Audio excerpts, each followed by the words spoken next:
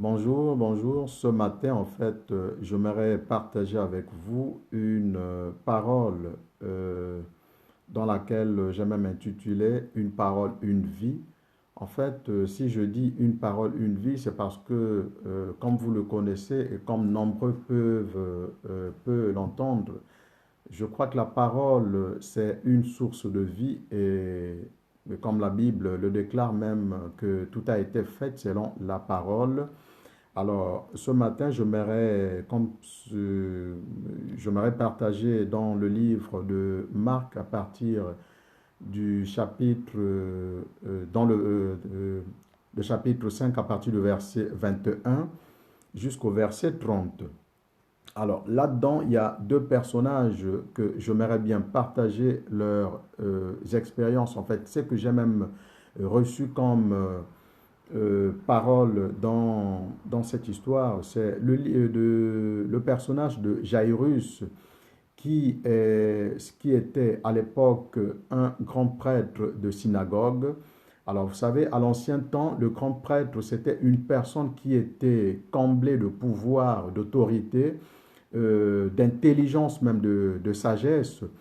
Alors cet homme étant dans une situation vraiment à laquelle ne pouvait pas vraiment trouver une autre solution, cet homme avait une fille en fait qui était mourante, une fille qui était presque morte, déclarée morte même par les hommes enfin par les hommes, les médecins, les sages, les prophètes l'avaient presque en fait déjà dit de mort ou bien déclaré de mort. Mais voyez-vous en fait la personne de Jairus, en fait, Jairus n'a pas vraiment Jairus n'a pas vraiment attendu ce que les hommes ont dit. Mais Jairus, entendu parler de Jésus-Christ qui faisait des miracles à l'autre côté de la rive, alors Jairus va se rapprocher même de Jésus-Christ. Jairus va abandonner tout ce qu'il était. Jairus va sortir de la zone de confort de tout ce qu'il était. Jairus va abandonner en fait toute sa personnalité.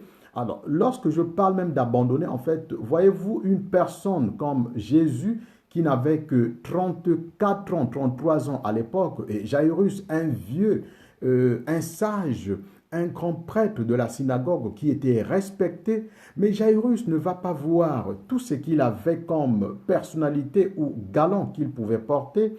Jairus en fait va s'humilier, Jairus en fait va sortir de la zone de confort de tout ce qu'il pouvait posséder et va se rapprocher, va s'humilier, va s'abandonner à Jésus et demander à Jésus, ben Jésus, si tu ne pouvais seulement mettre ta main, imposer ta main sur ma fille, alors je sais ce jour-là, ma fille va trouver la guérison. Alors Jésus va entendre, Jésus va écouter Jairus, va voir la foi que Jairus avait présentée ce jour-là, va voir la conviction même, l'espoir même, l'espérance même que Jairus avait ce jour-là. Alors Jésus va décider d'intervenir dans la vie de Jairus pour la vie de sa fille. Alors, une autre personne que nous allons voir pour ce contenu, c'est la femme à la perte de sang. Cette femme qui a passé 12 ans à la perte de sang, cette femme qui a passé 12 ans à la perte de sang, la femme, voyez-vous, à cette époque, une femme qui a la perte de sang, qui d'entre nous pouvait approcher une femme qui a la perte de sang? Une femme qui était répudiée comme une femme impure, une femme qui était répudiée comme une femme qui était pleine de péchés, une femme qui était sale, une femme qui était en fait, qui avait toutes les mauvaises qualités de l'époque. Mais la Bible déclare que cette femme avait toutes les possibilités. La femme était riche, la femme était comblée de richesses qu'aucune autre personne ne pouvait vraiment contenir. Cette femme avait parcouru les médecins, cette femme avait parcouru, s'il faut le dire, des féticheurs, des grands prophètes de cette époque, mais la femme n'avait pas trouvé de guérison. Rien ne pouvait guérir cette femme, rien ne pouvait trouver une solution à cette femme, alors qu'il y avait des sages, alors qu'il y avait des personnes capables de cette époque de trouver la solution à son problème, mais la femme n'avait pas trouvé gain de cause. Alors, ce jour, lorsque la femme va entendre parler de Jésus, ben la femme va décider. Alors, la femme n'a pas attendu que Jésus puisse accomplir le miracle de la fille de Jairus afin que la femme puisse afin que Jésus puisse se rapprocher d'elle. Non, la femme va quitter de là où elle était. La femme va se rapprocher même de la foule. Jésus était entouré d'une grande foule, dit la Bible. Mais la femme n'a pas attendu que la foule puisse se libérer, la foule puisse libérer Jésus afin que la femme puisse se rapprocher. Non, la femme va se dire en elle, ben, si j'arrivais seulement à toucher la robe de Jésus, ben, mon problème ne sera plus qu'un problème ancien. Mon problème trouvera de solution.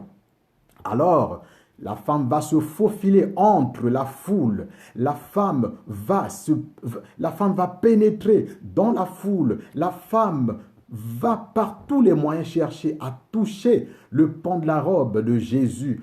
Et cette femme-là, ayant la foi ferme, ayant la conviction, ayant la croyance, une foi ferme, une foi qui était inébranlable, une foi qui n'avait plus d'autre solution que Jésus en la personne, ben, cette femme va toucher Jésus et cette femme va connaître un miracle, cette femme va connaître un changement dans sa vie, cette femme va connaître une gloire qu'aucune autre personne ne pouvait connaître, car cette femme était abandonnée en elle-même, cette femme était répudiée, cette femme était rejetée de la société, cette femme était rejetée, cette femme était en fait comme une source de malheur dans la société. Alors, cette femme avait vu son problème changer le cours de l'histoire ce jour-là.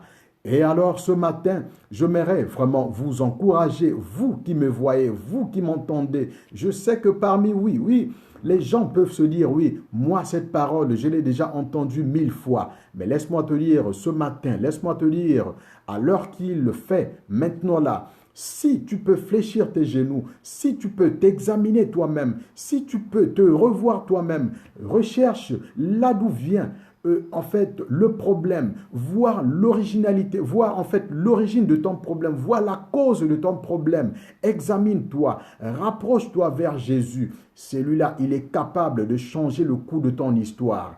Celui-là est capable d'effacer ton problème. Celui-là est capable de te révéler en fait la solution de ton problème.